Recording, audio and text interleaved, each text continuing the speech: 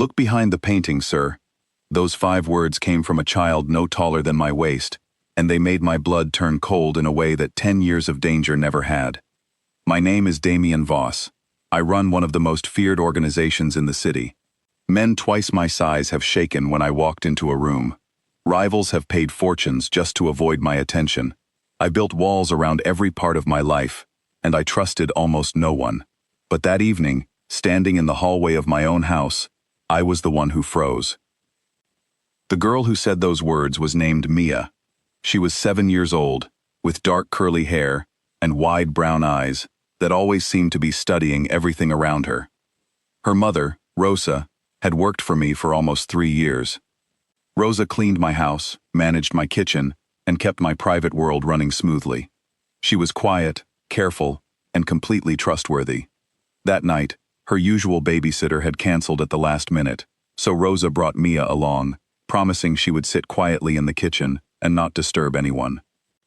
I did not mind. Children rarely came into my house, and there was something almost peaceful about hearing small footsteps in the hallway, instead of the usual tense silence. I had important guests that evening, men I did business with, men who never smiled unless money was involved.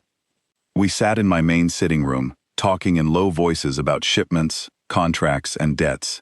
It was a normal night, the kind I had lived through hundreds of times before.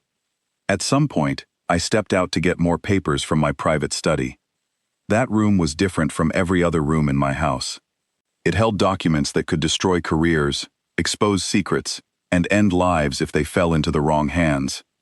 Only 2 people in the world knew exactly what was hidden inside that room, and I trusted both of them with my life. Everyone else believed it was simply my office, filled with nothing more interesting than paperwork and old books. As I reached the door, I noticed Mia standing a few steps away, staring at the painting that hung just outside my study. It was a large painting of a quiet countryside, soft green hills under a pale sky. Most people walked past it without a second glance. It looked ordinary, forgettable, the kind of decoration rich men put in hallways, because empty walls feel cold. I expected to find her curious, maybe reaching out to touch the frame the way children do. Instead, she turned to look directly at me, her expression calm in a way that did not match her age. Then she said it. "Look behind the painting, sir." For a moment, I could not speak. My mind raced through every possible explanation. Had Rosa said something in front of her by accident? Had one of my men whispered something they should not have? I forced myself to stay calm, kneeling down slightly so I was closer to her eye level. I asked her gently what she meant. She blinked, as if she was trying to remember something important, then repeated the same words, almost exactly the way she had said them the first time. It was not the tone of a child inventing a story. It was the tone of someone repeating a message given to her by another person. I asked her who told her to say that. She looked toward the front of the house, toward the large windows that faced the garden, and said there was a nice man outside. She said he had kind eyes and spoke softly, like a teacher. She said he told her it was a game, that she should whisper those exact words to me and nothing else. A game. That single word chilled me more than any threat ever could. In my world, nothing was ever just a game. Every action had a purpose, every message had a reason, and every stranger near my home was a possible danger. I glanced toward the window, half expecting to see a shadow moving across the garden, but there was nothing except darkness, and the outline of trees swaying gently in the wind. I told Mia to go find her mother in the kitchen, keeping my voice steady so she would not sense the alarm building inside me. She nodded and skipped away, completely unaware of what she had just done. I stood alone in that hallway, staring at the painting as if it might suddenly speak to me as well. My study held secrets that very few people were even aware existed. The idea that someone outside my home knew exactly where to send a message and chose a child to deliver it told me this was not some random act. This was planned. Someone wanted me to know they had information about my most protected secret, and they wanted me to know it without saying a single threatening word themselves. I returned to my guests and forced myself through the rest of the evening, nodding at the right moments, agreeing to deals I barely processed. My mind stayed locked on that hallway, on that painting, and on the calm, careful way Mia had delivered her message. When the last guest finally left and the house grew quiet, I did not go to sleep. I waited until every light in the house was off, and every sound had settled, until I was certain no one else was awake. Then I walked back to that hallway alone. The painting looked the same as it always had: soft hills, pale sky, an ordinary countryside scene that had hung there for years without drawing attention from anyone. I reached out and touched the wooden frame, feeling along the edges the way I always did whenever I needed to open what was hidden behind it. My fingers found the small groove near the corner, the one only I knew existed. I pressed it, and the painting shifted slightly, swinging outward like a narrow door. Behind it was a metal panel, cold and smooth beneath my palm. This was not just a decoration hiding a simple safe. This was one of the most secure hiding places I had ever built, holding documents and records that connected powerful people to choices they wished they could erase. If that panel had been opened by someone other than me, my entire world could unravel within days. I stared at the surface for a long moment before I noticed it. Near the edge of the lock there was a faint scratch, so small that anyone else might have missed it completely. I had built this panel myself, tested it more times than I could count, and I knew every mark it was supposed to have. This one was new. Someone had tried to open it. My hands remained steady, years of discipline keeping my expression calm, even though my thoughts were anything but. I checked the lock carefully, running through every possible sign of tampering. It had not been opened. Whoever attempted this did not succeed, but the attempt itself was enough to tell me something important. Someone knew this hiding place existed, and they were testing how far they could go before I noticed. I closed the panel and let the painting settle back into place, standing there in silence as questions filled my mind one after another. Who could possibly know about this room? Who would dare send a child, an innocent girl who had no idea what she was truly delivering, to speak those words to me? And most importantly, why choose this method instead of simply confronting me directly? In my line of work, men who wanted to challenge me usually did so with weapons, threats, or displays of strength. This was different.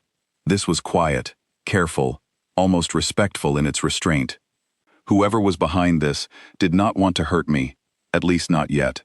They wanted to unsettle me, to remind me that no matter how many walls I built, someone could still reach through them.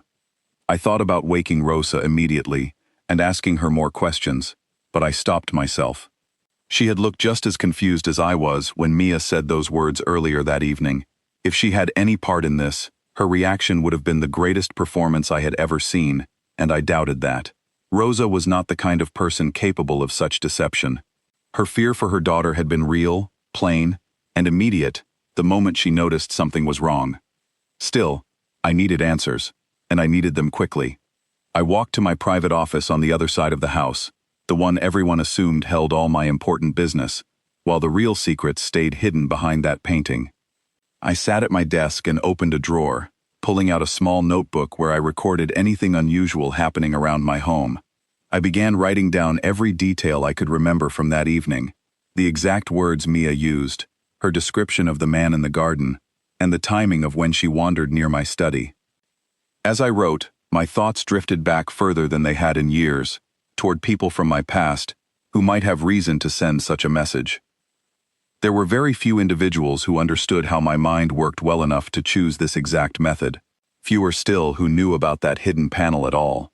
I closed my eyes and pictured faces from years ago, allies who had become enemies, enemies who had once been allies, and the handful of people I had trusted with secrets, before learning that trust was often a mistake in my world. One face kept returning to my thoughts, though I pushed it away each time. It belonged to someone I believed was gone, someone whose story had ended long before that night.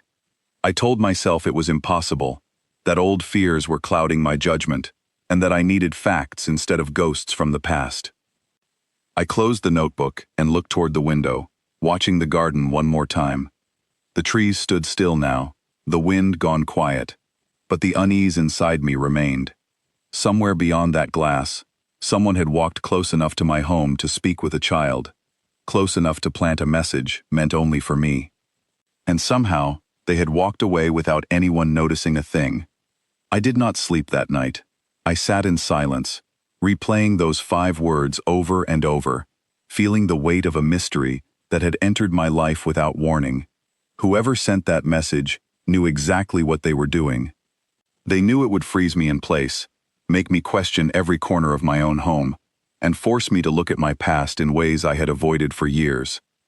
As the first light of morning began to creep through the curtains, I made a decision.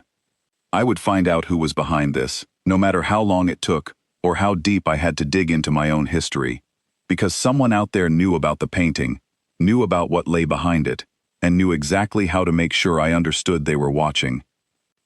And I intended to find them before they decided to make their next move. There was another reason that hallway would not leave my thoughts, one I had not admitted even to myself yet. Fear was not something I allowed easily into my life.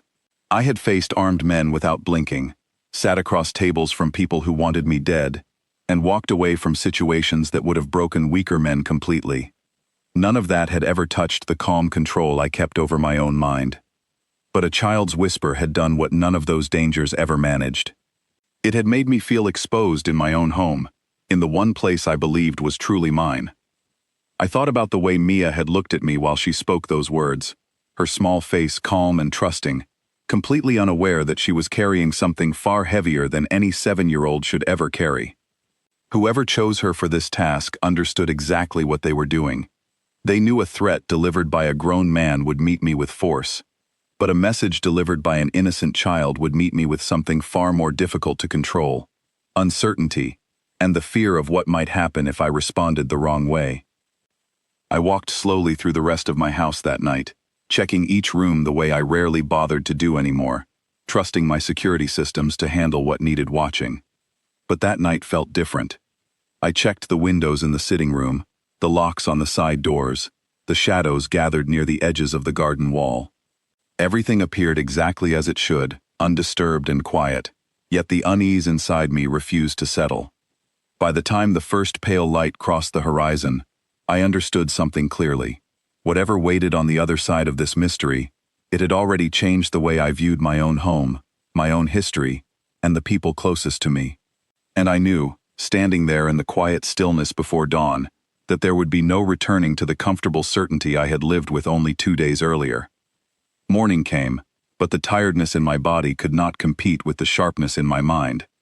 I had spent the entire night thinking, and by the time the sun rose fully over the city, I already knew my first step. I needed to speak with Rosa again, this time in private, away from the rest of the staff, and away from anything that might make Mia feel like she was in trouble.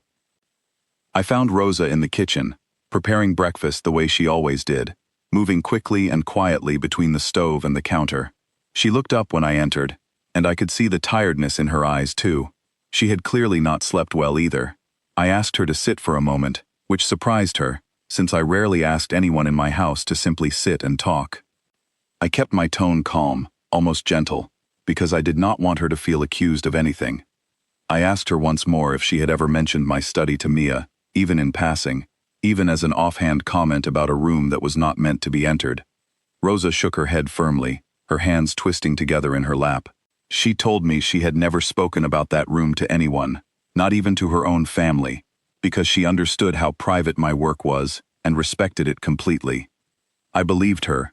Years of reading people, of noticing the smallest shifts in expression and tone, told me she was telling the truth. Her fear was not the fear of being caught in a lie. It was the fear of not understanding what was happening to her daughter, and worrying that somehow she had failed to protect her. I asked if I could speak with Mia directly, and Rosa agreed, though I could see the worry deepen on her face. She called her daughter in from the small room where she had been drawing quietly. Mia walked in, holding a piece of paper covered in colorful shapes, completely unaware of the tension surrounding her. I knelt down again, the same way I had the night before, trying to appear as unthreatening as possible. I asked her gently to describe the man in the garden one more time, telling her it was still part of our little game, and that she was doing wonderfully. She smiled at that, clearly pleased to be praised, and began to describe him with more detail than she had the previous night. She said he was tall, but not scary tall. She said his hair was gray at the sides, and he wore a long coat even though it was not cold outside. She said his eyes were kind, and that he smiled the whole time he spoke to her, which made her feel like he was a friendly person rather than someone dangerous. Then she said something that caught my attention immediately. She mentioned a mark on his hand, a thin line across his knuckles, like an old scar that had healed a long time ago. She said she noticed it because he waved at her before she walked away, and the way the light hit his skin made the mark stand out clearly. A scar across the knuckles. That detail alone was not enough to identify anyone specific, but combined with everything else, a memory began forming in the back of my mind, one I had tried to bury for a long time. Years ago, before I built the empire I now controlled, I worked closely with a man who became like an older brother to me. His name was Elias Grant. We started with nothing, building small operations that slowly grew into something much larger. Elias was clever, patient, and fiercely loyal, or so I believed at the time. We trusted each other with everything, including secrets that could destroy us both if they were ever exposed.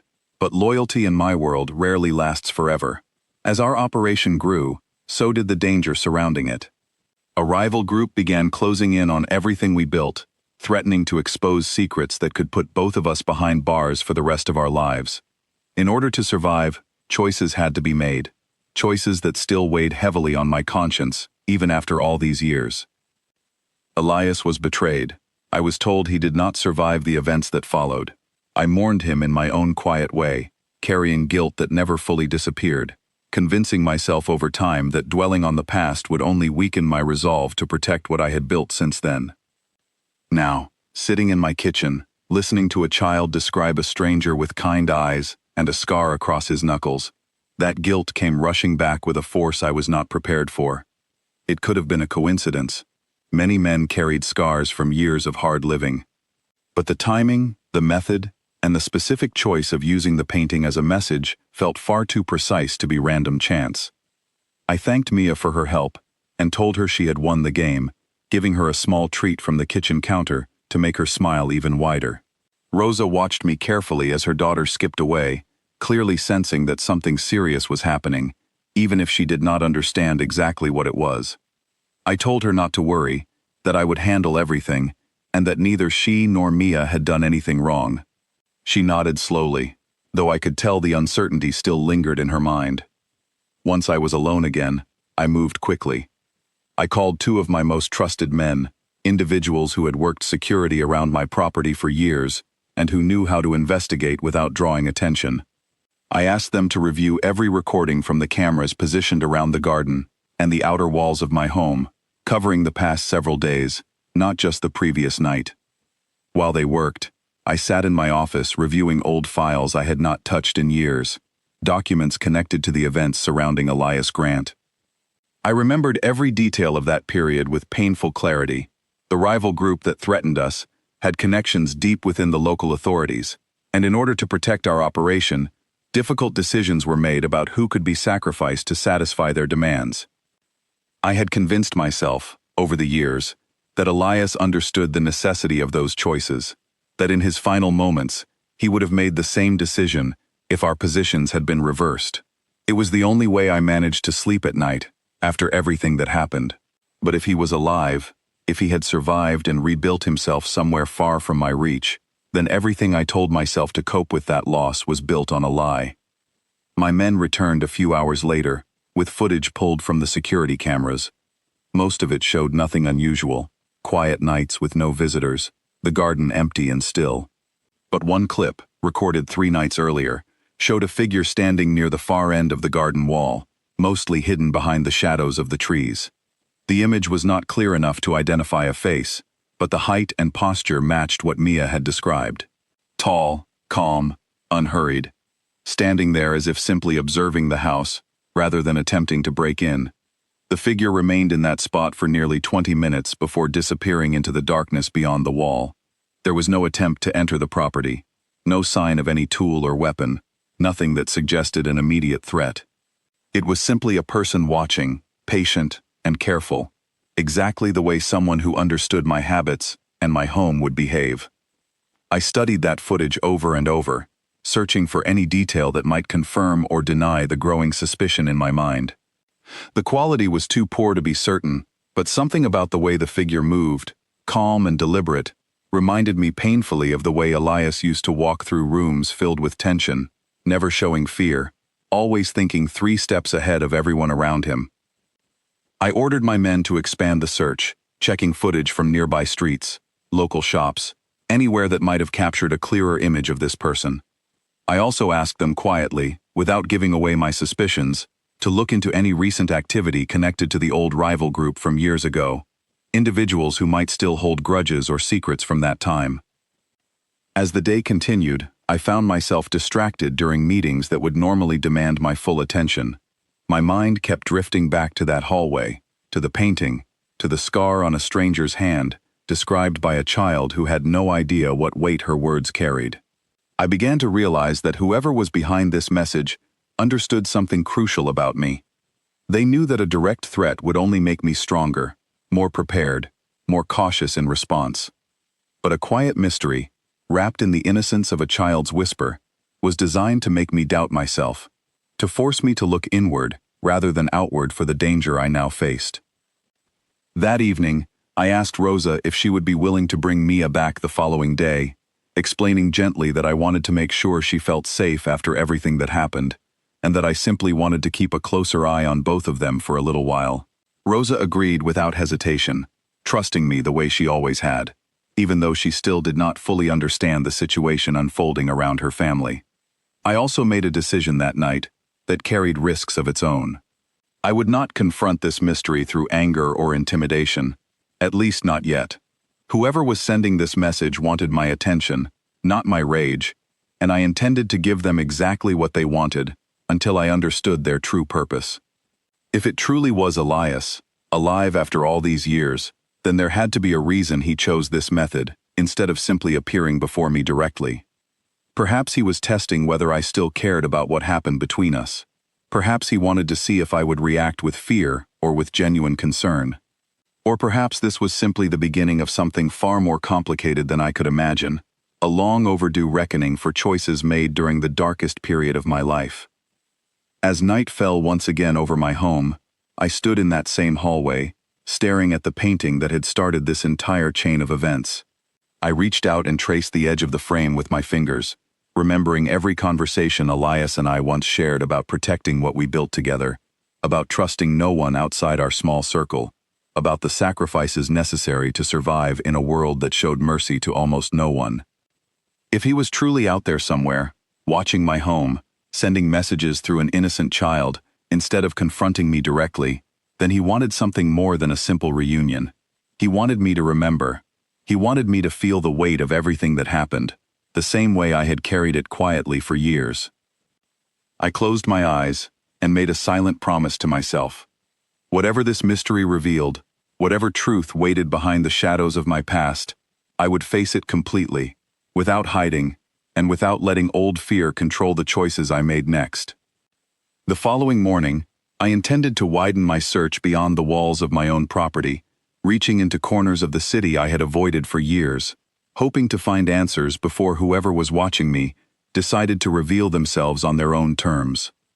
The next morning, I left the house earlier than usual, before the staff arrived, and before Rosa brought Mia through the front gate. I told my driver, a quiet man named Victor, who had worked for me for nearly a decade, to take me toward the older part of the city, the streets where my organization had first taken shape many years ago. Victor did not ask questions. He simply drove, glancing at me occasionally through the mirror, sensing that something important was weighing on my mind. The old district looked different from how I remembered it. New shops had replaced the ones I once knew, and buildings that used to feel massive and intimidating now seemed small and worn down by time. Still, certain places remained untouched, hidden behind newer construction, holding on to secrets the way old streets often do.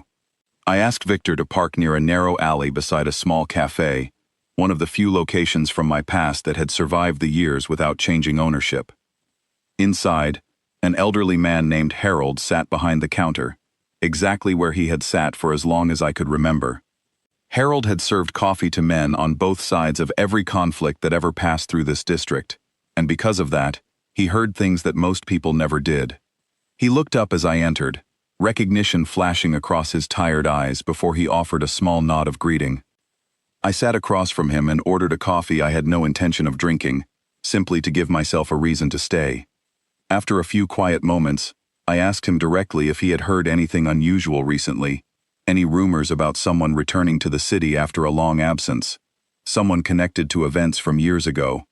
Harold studied me carefully before answering, the way he always did when the question involved danger.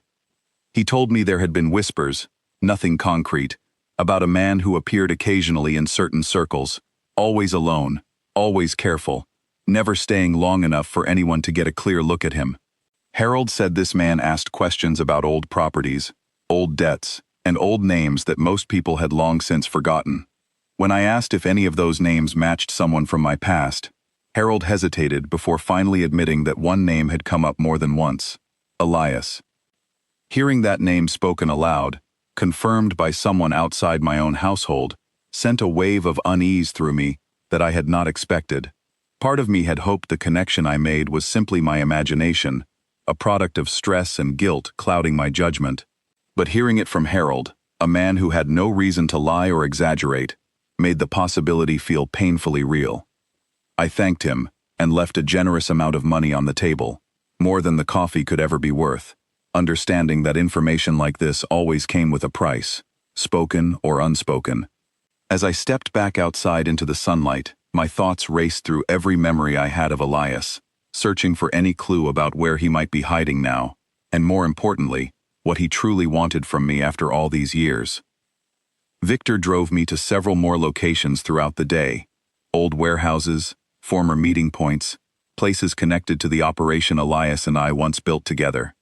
Most visits led nowhere, but at the third location, an abandoned building near the docks, I found something that made my chest tighten with tension. Scratched faintly into the wooden frame of a broken window, barely visible unless someone knew exactly where to look, were two letters carved carefully into the wood: E and V, Elias and Voss.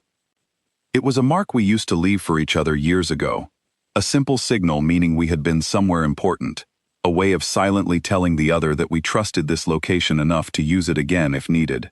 Seeing that same mark now, fresh enough that the wood had not yet darkened with age, confirmed what I already suspected deep down. Elias was alive, and he was here, deliberately leaving traces for me to find, guiding me step by step towards something he wanted me to understand. I stood there for a long moment, staring at those two letters, memories flooding back with painful clarity.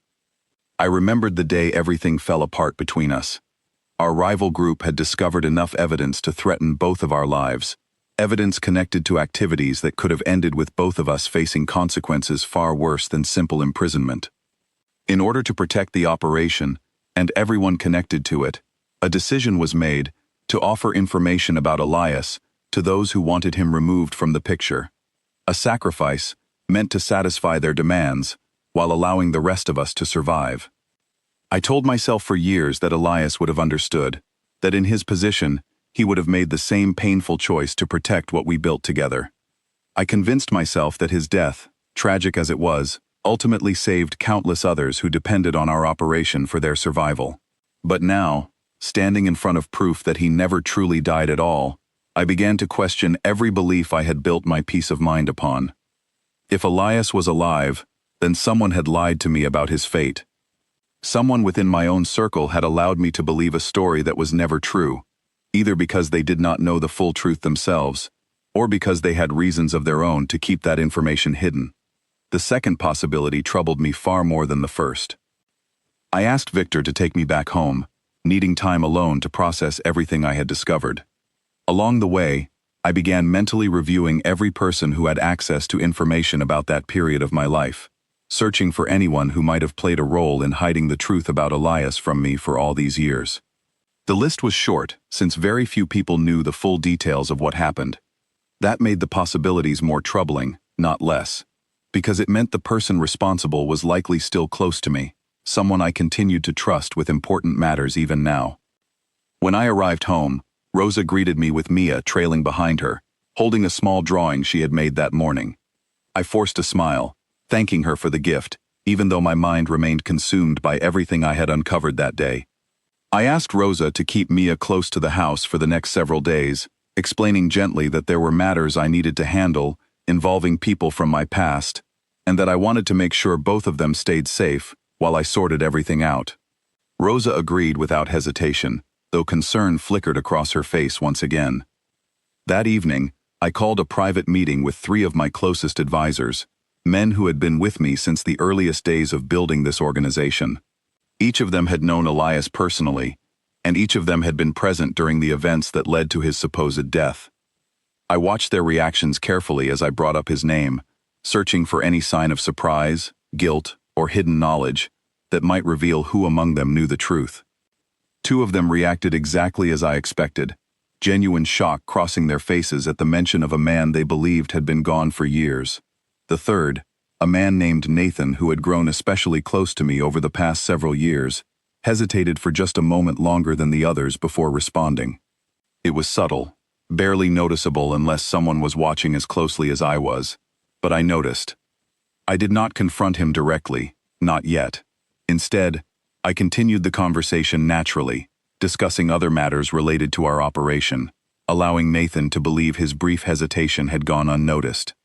Throughout the rest of the meeting, I studied him carefully, remembering small details about his behavior over the years that I had previously dismissed as simple personality traits. His caution during certain conversations, his tendency to avoid discussing older history in detail, his occasional discomfort whenever the subject of past betrayals arose. After the meeting ended and my advisors left, I remained in my office long into the night, reviewing old records connected to the events surrounding Elias, searching specifically for any information involving Nathan's role during that time.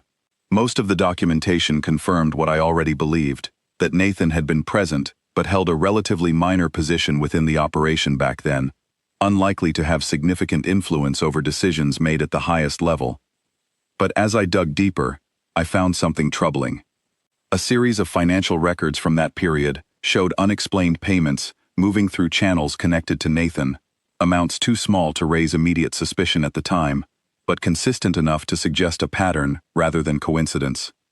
I had never noticed this discrepancy before because I had never needed to look for it, trusting Nathan completely as he steadily earned a more prominent position within my organization over the years. The possibility forming in my mind felt almost too complicated to accept.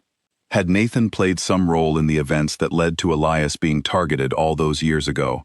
Had he used that betrayal to strengthen his own position within the organization, benefiting from a tragedy that I had spent years mourning in silence?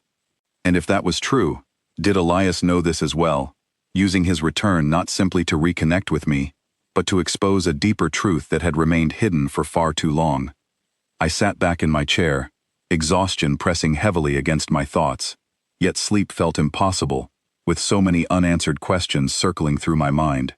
I thought about the painting once again, about the message Elias chose to deliver through an innocent child, rather than approaching me directly. Perhaps he understood that confronting me alone would not be enough. Perhaps he needed me to discover the truth on my own, in order to fully believe it once it was finally revealed.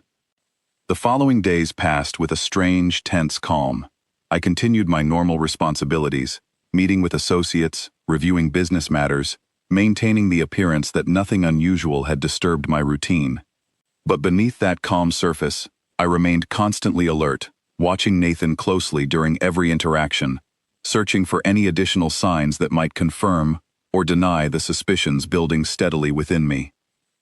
Rosa and Mia continued visiting the house regularly, and I made sure extra security remained close by, though I never explained the full reason to either of them.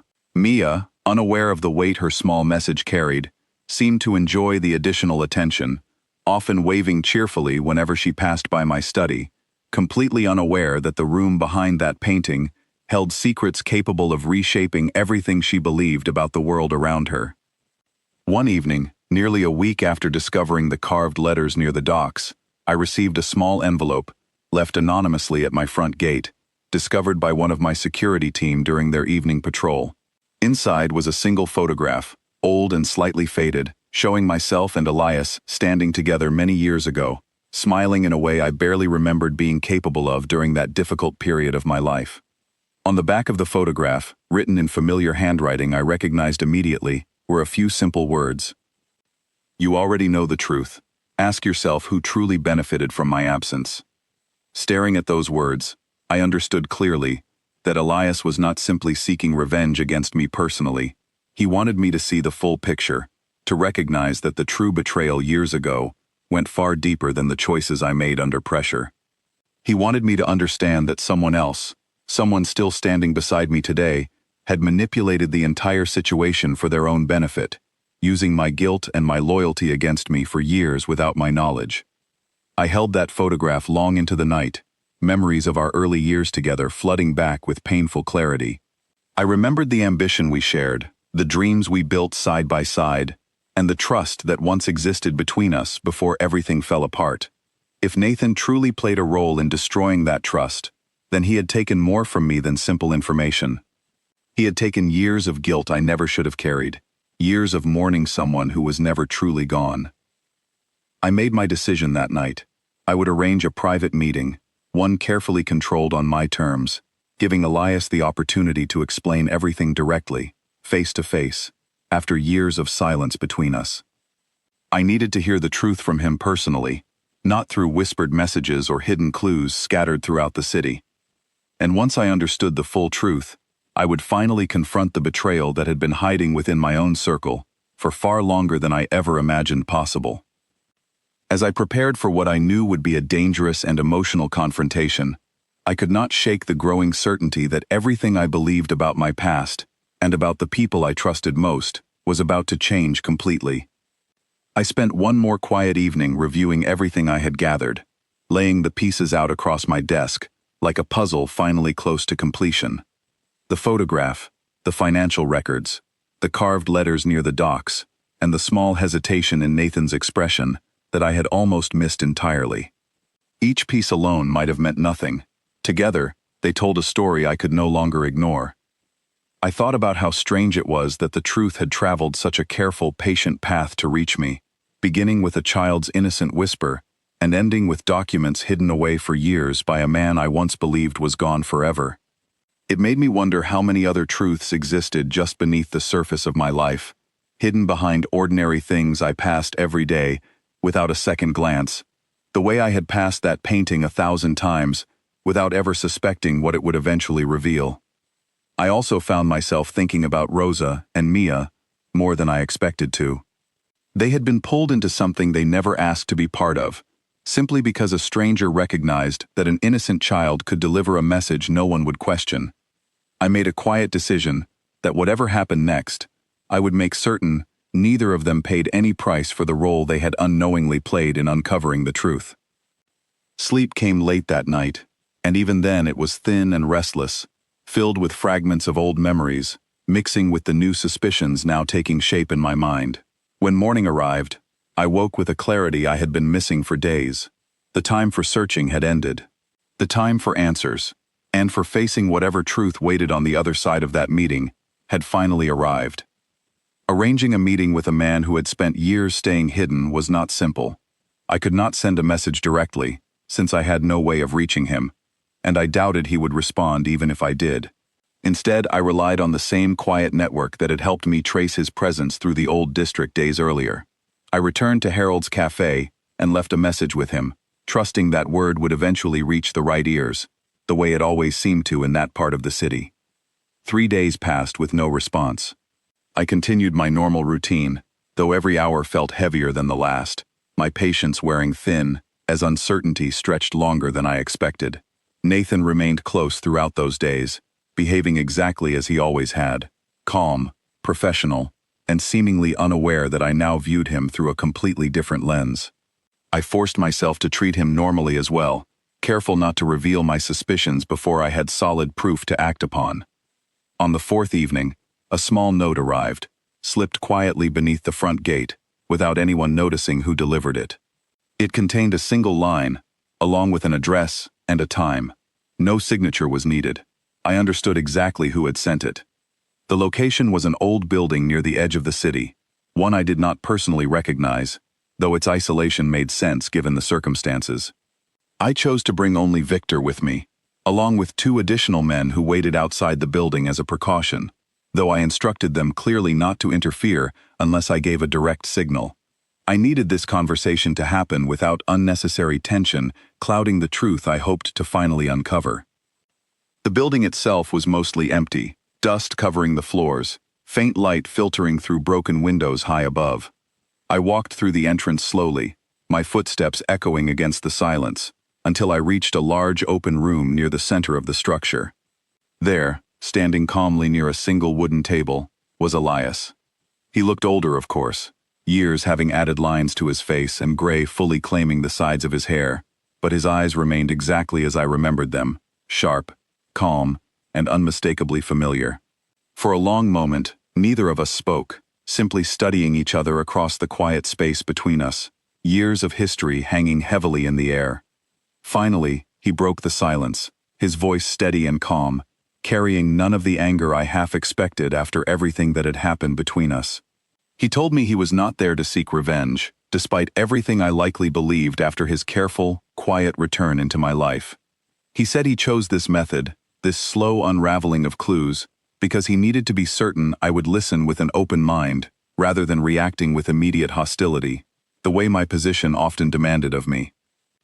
I asked him directly how he survived, and why he allowed me to believe he was gone for all these years.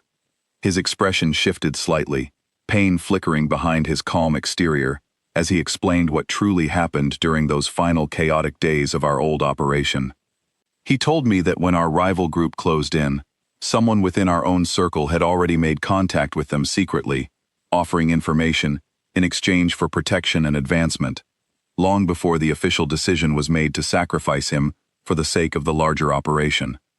He explained that Nathan, then a minor figure within our organization, had been the one secretly feeding information to our enemies, using the chaos of that dangerous period to eliminate Elias as a potential rival for influence within our growing operation.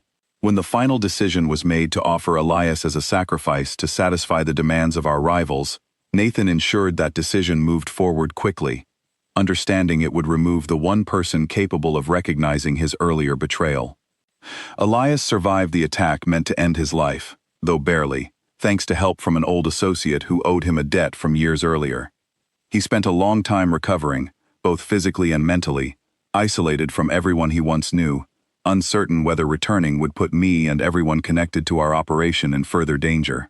Over time, watching quietly from a distance, he began noticing Nathan's steady rise within my organization, gaining more trust and influence with each passing year, the very outcome his betrayal had been designed to achieve. Hearing this confirmation directly from Elias solidified everything I had begun suspecting over the past several days. Yet even with this clarity, doubt lingered somewhere within me, the natural caution built from years of surviving in a world where trust often led to devastating consequences. I asked him why he chose such an indirect path to reveal this truth, instead of confronting me immediately upon his return. Elias explained that he needed to understand whether I still cared enough about the truth to search for it myself, rather than simply accepting whatever story remained convenient.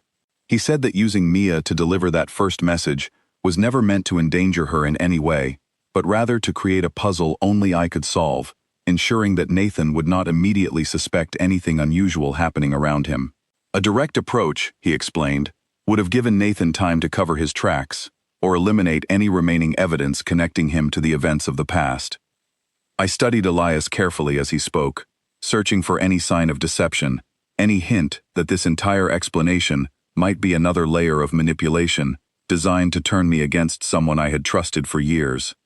But everything he said aligned perfectly with the evidence I had already gathered independently: the financial records, the carved letters near the docks, and the subtle hesitation I noticed in Nathan's reaction when his name first came up in conversation. I asked Elias what he wanted from me now that the truth had finally been revealed. He paused for a long moment before answering, his expression softening slightly as he considered his response carefully. He told me he did not want to reclaim any position within my organization, nor did he seek public acknowledgement of what he had endured. He simply wanted the truth exposed, wanted Nathan held accountable for the betrayal that had cost him years of his life and forced him into isolation, cut off from everything and everyone he once cared about. He also mentioned, quietly, that he hoped I would find peace with the guilt I had carried unnecessarily for so long, understanding finally that the choice I believed I made against him was manipulated by someone else entirely. someone who used my trust and my difficult position to achieve their own selfish goals. Standing there in that quiet, dusty room, years of guilt began lifting slightly from my shoulders, replaced by a different kind of weight entirely, the responsibility of addressing betrayal that had remained hidden within my own circle for far too long. I thanked Elias, genuinely, for finding the courage to return and reveal everything, despite the risks involved. I promised him that Nathan would face consequences appropriate to the depth of his betrayal, and that the truth of what happened years ago would finally be acknowledged, rather than buried beneath convenient lies.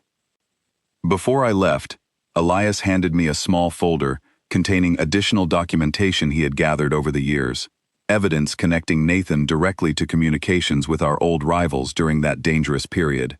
He explained that he kept this evidence safe, waiting for the right moment to reveal it, understanding that timing and preparation would determine whether justice could truly be achieved without unnecessary chaos disrupting everything I had built since then.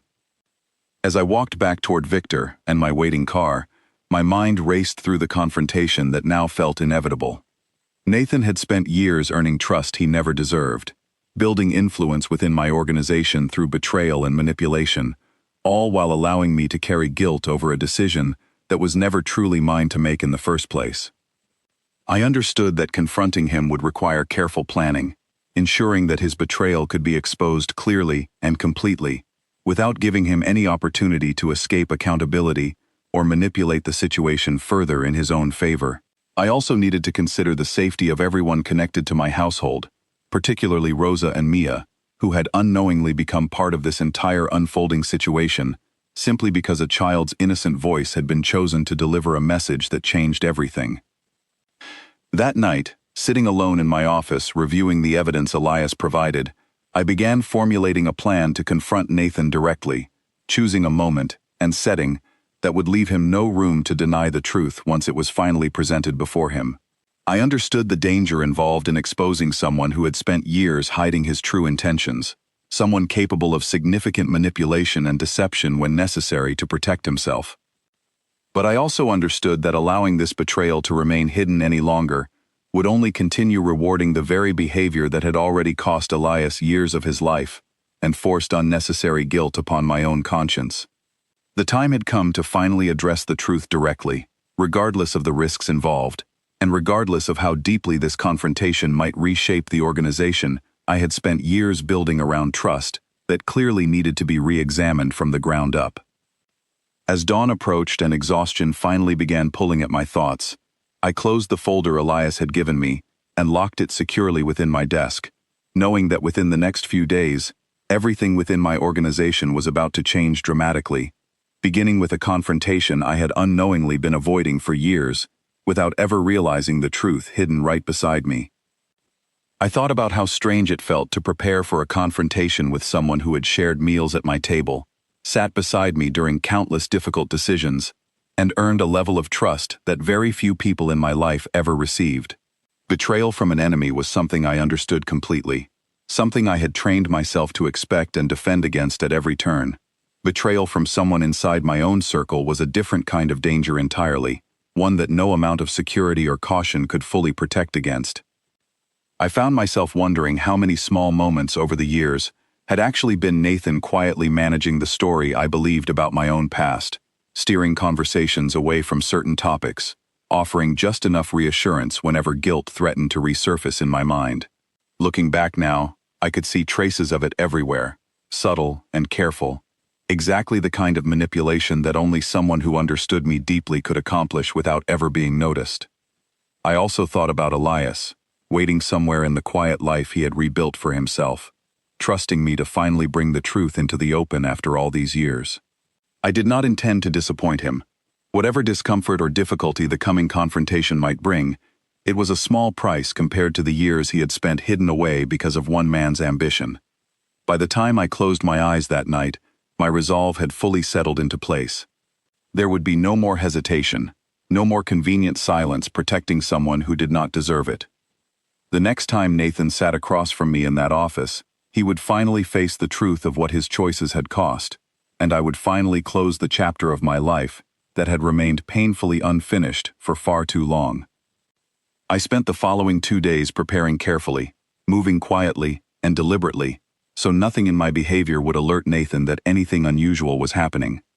I reviewed the documents Elias provided countless times, cross-checking every detail against records I already held within my own organization, making certain that when the moment came, there would be no room for denial or manipulation.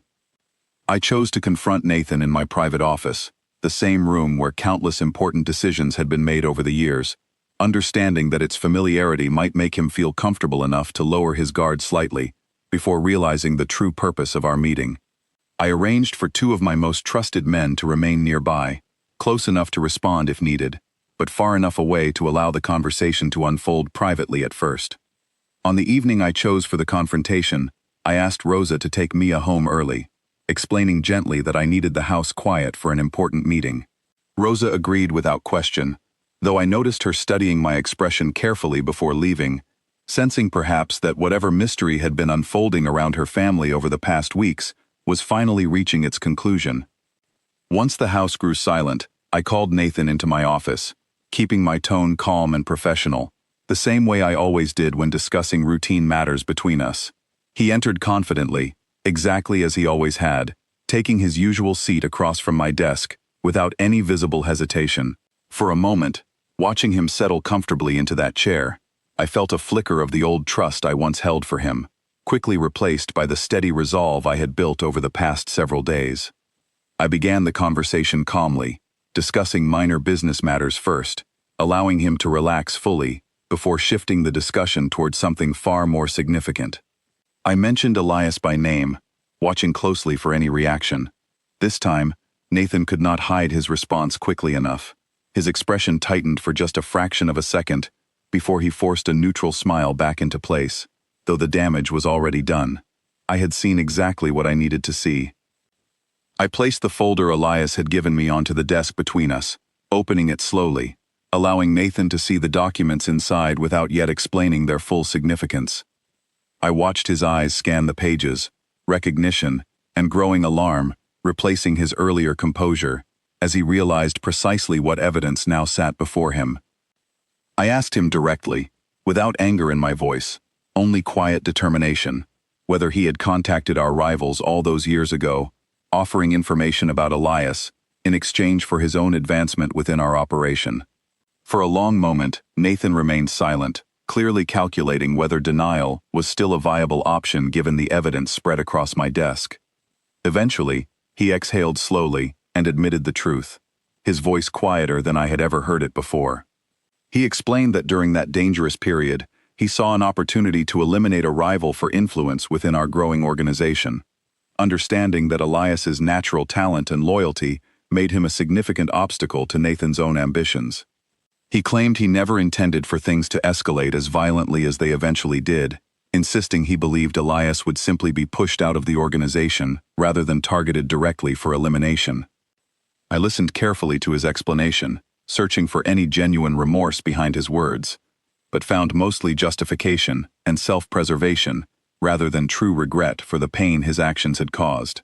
He spoke about ambition, about the pressures of proving himself within a dangerous world, about wanting more than the limited position he originally held. None of it excused the years of guilt his betrayal had forced me to carry, nor the years Elias spent isolated and hidden, forced to abandon the life he once knew simply to survive. I told Nathan plainly that his actions had consequences far beyond what he seemed to understand, that his ambition had cost another man years of his life and had manipulated my own conscience for far too long. I explained that within an organization built on trust, betrayal of this magnitude could not simply be forgiven or ignored, regardless of the loyal service he had provided in the years since. Nathan attempted to negotiate, offering explanations about his continued value to the organization, about knowledge and connections that would be lost if I chose to remove him from his position. I remained firm, understanding that allowing him to remain, even in a reduced capacity, would only demonstrate to everyone else within my organization that betrayal of this nature carried little real consequence. I informed him that his time within my organization had come to an end, effective immediately, and that he would be required to leave the city entirely, cutting all ties with anyone connected to our operation. Given the severity of his actions, I made clear that this arrangement was far more generous than many would have offered in similar circumstances, and that he should consider himself fortunate that years of otherwise loyal service had earned him this final measure of consideration. Nathan understood clearly that arguing further would accomplish nothing, and after a long, tense silence, he nodded slowly, accepting the terms I laid before him. My men escorted him out that same night, ensuring he gathered only what was necessary before leaving quietly, without causing further disruption within the household or the wider organization. Once he was gone, I sat alone in my office for a long time, processing everything that had unfolded over the past several weeks. What began as 5 simple words whispered by an innocent child had led me through a journey I never expected, uncovering betrayal hidden within my own trusted circle and reconnecting me with a man I had mourned unnecessarily for years. The following day, I reached out to Elias once more, arranging a quieter, more personal meeting, away from the tension that had surrounded our previous conversation. We met at a small, quiet location near the edge of the city, away from prying eyes, finally able to speak openly about everything that had happened, without the weight of danger hanging over every word. I apologized to him directly for the guilt I had allowed to control my understanding of the past, for believing convenient explanations rather than searching deeper for the truth sooner. Elias accepted my apology with genuine warmth, explaining that he understood the impossible position I had been placed in years earlier, and that he held no lasting resentment toward me personally, only toward the manipulation that had cost him so many years of his life. We spoke for hours that day, rebuilding a connection that had been broken through betrayal and years of painful silence.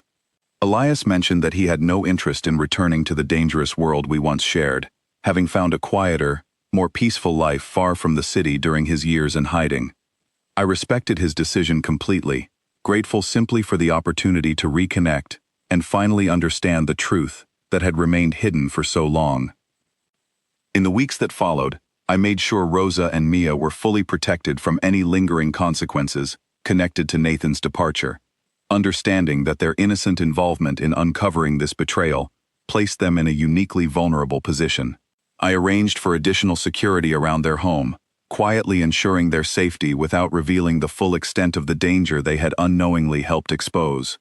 One afternoon, as Rosa prepared dinner and Mia sat nearby drawing quietly at the kitchen table, I found myself reflecting on how significantly my life had changed since that first whispered message in the hallway. I approached Mia gently, thanking her once again for her help during what she still believed was simply an innocent game between us. She smiled brightly, clearly proud of her small part in whatever mystery she imagined had unfolded around her. I glanced toward Rosa, who offered a warm, understanding smile of her own, sensing perhaps that whatever danger had surrounded her family over the past weeks had finally passed. I made a quiet promise to myself that day, one I intended to honor fully moving forward. I would ensure that both of them remained protected from the dangerous world I navigated daily, grateful beyond words for the small, unexpected role they had played in restoring truth and trust within my own life. That evening, once the house grew quiet again, I returned to the hallway where everything had begun. I stood before the painting for a long moment, remembering the shock and confusion that first swept through me when Mia whispered those 5 simple words. I reached out and adjusted the frame slightly, ensuring it hung perfectly straight against the wall, a quiet symbol of the secrets it had once hidden, now finally brought into the light. I decided that evening that the hidden panel behind that painting would no longer hold secrets capable of controlling my life or clouding my judgment the way they once had. I moved the sensitive documents to a new, more secure location, one known only to myself, while leaving the painting simply as decoration once again, free from the weight of hidden danger it had carried for so many years. As I walked away from that hallway for the final time that night, I felt a sense of clarity and peace I had not experienced in a very long time. The truth, however difficult to uncover, had finally set things right, restoring a connection I believed lost forever, and exposing a betrayal that had quietly poisoned my trust for far too many years. Looking back on everything that unfolded, I understood clearly that sometimes the most important truths arrive through the most unexpected voices, even the innocent whisper of a child who had no idea the weight her words truly carried. And though the path toward uncovering that truth had been filled with tension, danger, and difficult choices, I remained grateful every single day that those 5 simple words had finally set everything into motion, leading me toward a clarity and peace I had spent years searching for, without ever realizing exactly what I was truly looking for.